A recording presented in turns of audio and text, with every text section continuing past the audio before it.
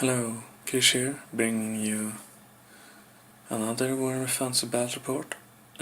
This one will also be Tomb Kings versus Warriors of Chaos, and the armies will be built around an ETC-ish restriction thing that our local tournament use. Like in the other two battle reports.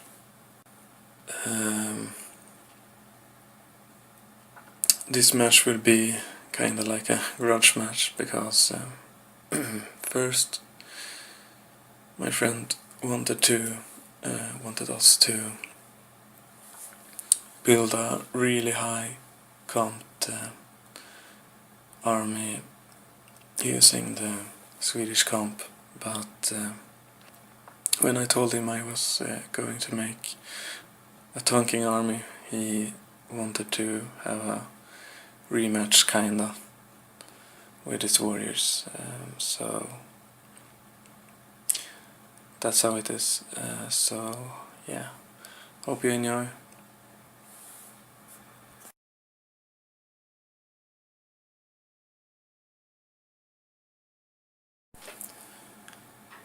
Alright, so this is how the table looks after the deployment.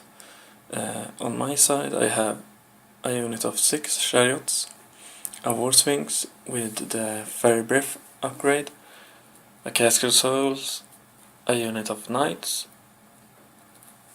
2 units of scout calves in front of my unit of 10 Shaptis with great weapons and 2 characters, a necrotect and my herald BSB equipped, as you can see. On the warrior side he has a Gorby chariot to the far right and his unit of Nurgle warriors, 21 of them. Behind them his level 4 of Sench on disc. Behind the forest he has another Gorbis chariot marked of corn, and in the forest he has his regular exalted hero on demonic mount, and then he has a unit of dogs. Behind them he has his battle stamina bear, and then he has a unit of 4 skull crushers, and behind them his hell cannon.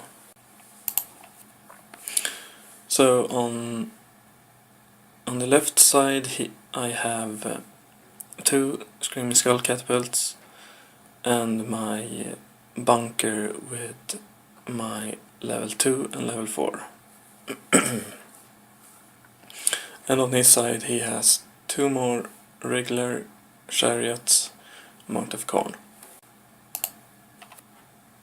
So these are the equipment that I remember on his characters.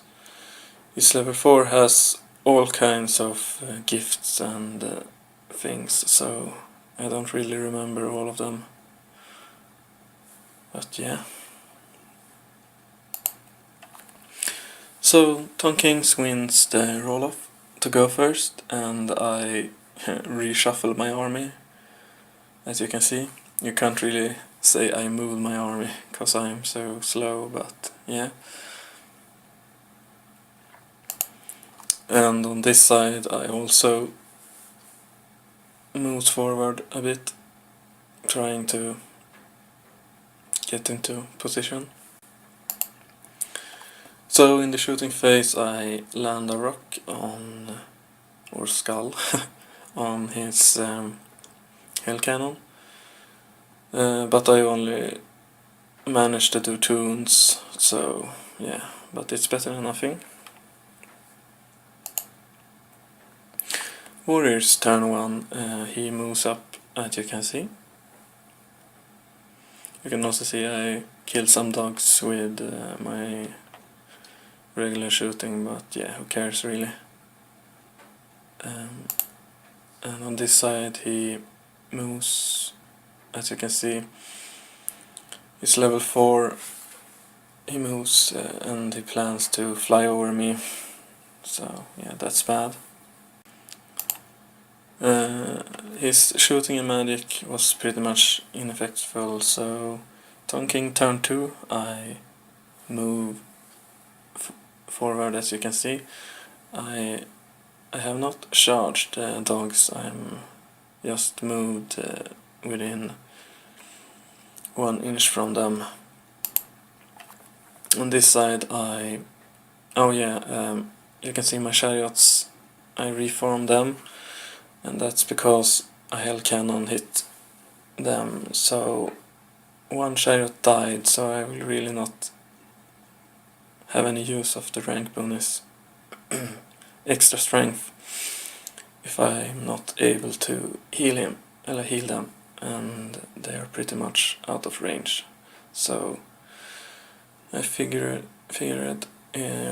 whatever. I also moved my swings so it would be harder for him to fly over, except that I forgot to measure one very important dead spot, and that's on the hill. So yeah, all I could have done was to turn my knights a bit more, but yeah, I don't know why I didn't do that, and now his level 4 will have a very easy way to fly over my lines, so yeah, that's bad. In the shooting phase I am able to kill one of the Gorby chariots with a Screaming Skull catapult, and I target this mainly because if I was able to kill it, his level 4 would have to take a panic test. So I managed to kill this Gorby chariot, but he passed his leadership test. So yeah.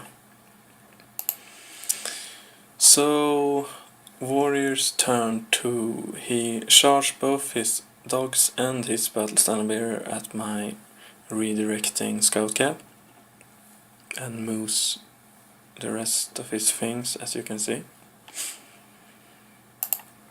On this side he moves, as you can see, and yeah, he flies his level 4 up to gateway and magic, my sphinx or casket and so on, so yeah, this is bad. After combat he of course kills my dogs, my scout cab, and we go to turn 3, turn kings. I move, as you can see, I move my other scout cab in front of his dogs and battle standard bearer, and I reform my archer bunker to get farther away from the chariots. On this side I charge my chariots into his warriors, hoping to get lucky or at least kill a handful of them and hold them up for a while until my sphinx can be able to come in and clean them up. I also charge my knights into his solo hero. So in the magic phase I double sixes, casket of souls, and I target the chariots over here, but I only do 2 wounds to one of them and 3 wounds to the second one, which I felt was a bit unlucky. I hoped to at least kill one of them, but oh well, better than nothing. And yeah, these are the dice for my impact hits against the warriors, so I rolled pretty much half of what you should at least roll. So yeah. And this is after combat but not after crumble. I don't know why I took a picture before the crumbling, but oh well. So basically I do 2 wounds to his warriors. I even think these wounds was from the crew and not from the impact hits. He do 7 wounds to me, so I lose combat and I will take another 3 or 4 wounds.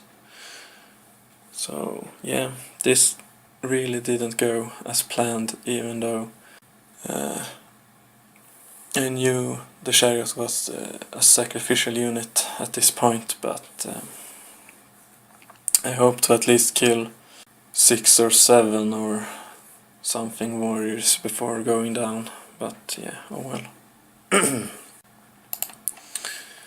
In this combat I do 1 wound to him and he do 1 wound to me, so I win combat by 2, but he sticks it, so that was unfortunate.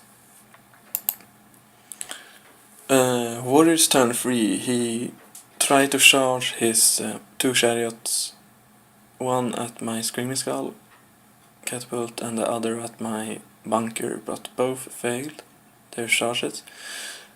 So, and also he didn't charge his dogs or his Battlestander bear at my scout cav, so they will be stuck there for another turn.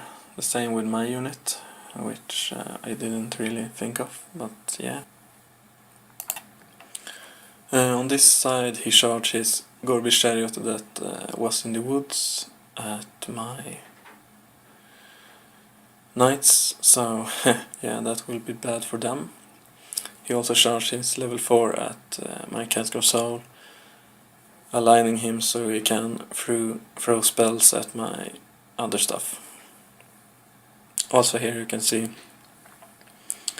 that I only have 2 chariots left after crumbling. So in the magic phase he gateways my Screaming Skull catapult, but he only do 2 wounds to it, which I felt was lucky for me. He mops up the last of my chariots and reforms, of course. Damn chariots. Another reason, or another game that shows why you should never take them, but yeah, oh well. In this combat I felt really lucky. He only did 2 wounds in total to my knights. I also did 1 wound to his Gorby chariot in return, so we stick it. I think this is mostly due to the marker I have behind them, and that indicates that I got 5+ ward save from my last magic phase, so yeah. So after these combats, or after the Screaming Skull combat, he kills me. I didn't get killing blow, even though one of the casket guards survived. But oh well, so he overruns, as you can see. Also you can see the red dead, other dead marker that indicates he, in the shooting phase, he landed a hell cannon fire blast of doom on my on my swings, and of course wounds it and do 5 wounds. So yeah, take that, math. So my turn 4, I charge my scout cav at his dogs and moves my unit of Ushaptis forward a bit. On this side, oh yeah, I moved my mad wizards out of my bunker just in case, so they are 3 targets and not 1 target. After shooting I succeed in at least killing one of the chariots with my Screaming Skull catapults. After combat I kill the dogs and I overrun into his Battlestamina Bear's flank. The night combat pretty much was a draw. He didn't do anything to me, basically, and I think I did 1 wound to the hero. So everyone stick it. Warriors turn 4, he moves his warriors forward so they will have an easy charge at my knight's flanks. On this side he charges his remaining chariot at one of my Screaming Skull catapults, and he charges level 4 at my other, aligning so he can cast Gateway on my Hierophant. He also didn't charge his Skull Crushers at my Scout Cav, and instead trying to move them around them. So in the medic phase he shoots his god-awful Gateway at my level 4. Luckily he only do 2 wounds to my level 4, so yeah. In the shooting phase his Hell Cannon also misfired and killed itself. So yeah, now I don't have to worry about that thing anymore, at least, even though it already done its job killing the Sphinx and letting the warriors live because of that, so yeah. So after combat he kills both my Screaming Skull catapults, and here he also kills my knights. I think I do 1 more wound to Rigorbi chariot before I die. Also this combat he fluffs his attacks and I am able to stick. I only take 3 wounds in total with crumble and all. So Tonking's turn 5, I rejoin my Wizards with the Archer Bunker because, well, safety in numbers, right? And I charge my big unit at his Battlestamina Bear. So in the combat I get off the extra attack spell as indicated by the marker, and in the combat with the Battlestamina Bear I accept his challenge with my Unichampion, and he only do 1 wound to me. I do 0 wounds to him, but I win combat by a lot, and he breaks. So I overrun with everything, but I fail to catch him. But my shot is overrun into the Skull Crushers.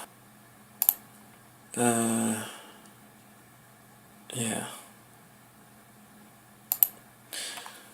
So Warriors turn 5, he rallies his Battlestamina Bear, so I won't get the points from him, which is unfortunate. He also moves his chariot in such a way so he will try for a turn 6 bunker bust or something. So basically in the Skull Crusher combat he do 8 wounds to my Ushaptis, but I totally destroy his Skull Crushers to a man. It was pretty nasty. I overkilled them by 4 or 5 wounds or something. It was pretty crazy. My Battlestamina Bear takes a wound in the process. So So in my turn 6, after I had reformed from the Skullcrusher combat, I charge his lone hero. He elects to flee because, why should he even try to stand up to that abuse with only 1 wound left? So I redirect into the Gorbis chariot that can't flee, and I make the charge and hoping to kill that and maybe get lucky with the overrun and also kill his hero or something. And yeah, that's what I do. I kill the Gorbis chariot and I overrun far enough to hit his character, but I lose my Necrotect in the process against the Gorbis, but yeah, well. And the warriors will be able to flank charge me, but I don't think they will be able to do too many wounds to me. So at least I will survive 1 turn of combat, at least. So warriors last turn. He charged his level 4 and his chariot into combat. As you can see, I also, in my last turn, I moved out my level 2 just to split the points a bit, but he chose to go for the bigger cake piece. And his warrior charge my push up this in the flank, hoping to maybe at least get half points for them or something if he rolls well. But he don't. He rolls really crappy and only do 1 wound to my Ushaptis, and I do 2 wounds, I think, maybe 3, I don't remember, back to him, and I think I even won this combat some way. So, but he's stuck on his leadership, so yeah. And this combat, no, yeah, he charge in, he only do a couple wounds to me, and this, I think this is before crumble again, but I will only lose another 8 or so my level 4 survives at least. And yeah, that was the game. It ended up being a draw again, in favor to the Tonkings this time. It was a pretty funky game, as all these 3 games has been. So yeah, I hope you enjoyed it, and see you next time. Bye.